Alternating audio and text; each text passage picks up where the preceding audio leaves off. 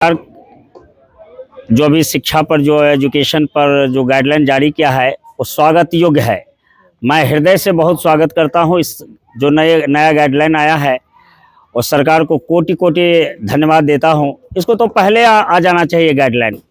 सरकार बहुत देर कर दी, चलिए देर आए दुरुस्त आए, लेकिन आया तो। ये कोचिंग में गाइडलाइन जो अभी आया है, ये गाइडलाइन से जाहिर होता है कि हमारी शिक्षण पद्धति या शिक्षा जो पद्धति है कहाँ तक चला गया। एकदम बिल्कुल ट्रेड बना दिया इसको। इसलिए सरकार अब जगी है।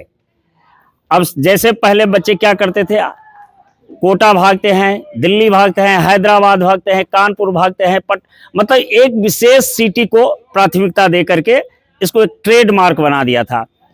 गार्जियन तो बच्चे के ऊपर लाख लाख रुपया खर्च करते हैं परिहार सर, लेकिन उसका क्या मिलता है, बाद में देखने को मिलता है कि बच्चे सुसाइड कर लेते हैं। अभी तमाम घटनाएं कोटा से रिपोर्ट आई है। एकदम बिल्कुल पैसे की तो पैसे तो लेते ही है, साथ ही उसका बच्चा भी चला जा रहा है। तो इसलिए स्वागत योग्य है।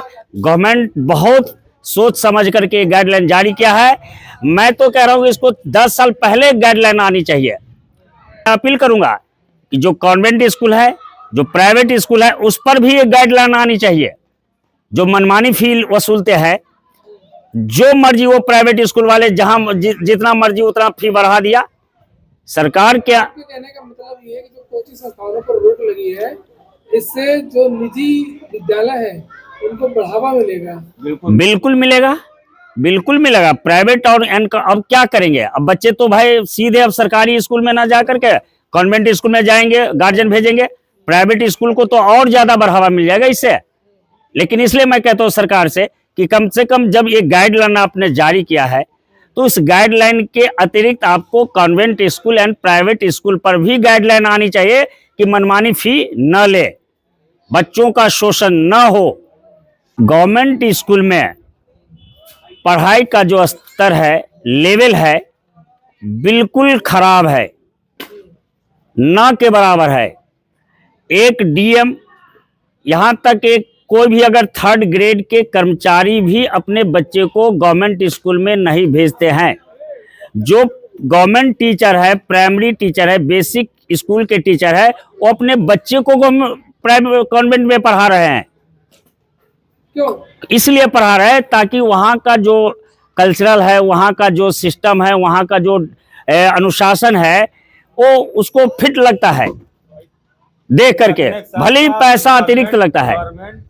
जो एम्प्लॉय है उनको पैसा दे रही है, उनको पैसा दे रही है पढ़ाने के लिए। प्राइवेट अगर कोई गवर्नमेंट एम्प्लॉय अगर प्राइवेट में पढ़वाता अपने बच्चों को तो सरकार उनको पैसा दे रही है।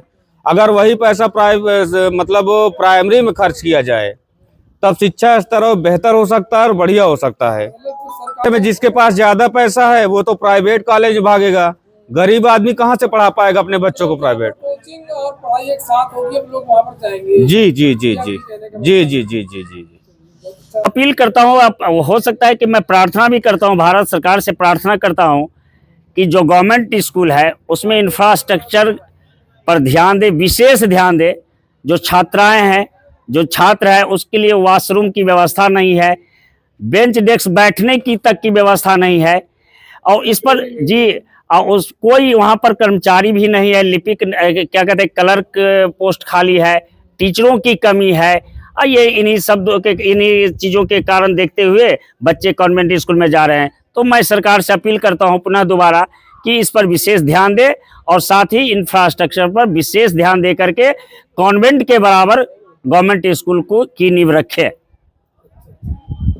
तो ये सुना आप लोगों ने, कहीं ना कहीं ये बात निकल करके आती है कि सरकार की कमी की वजह से ही कोचिंग संस्थान और निजी विद्यालयों को बढ़ावा मिला है।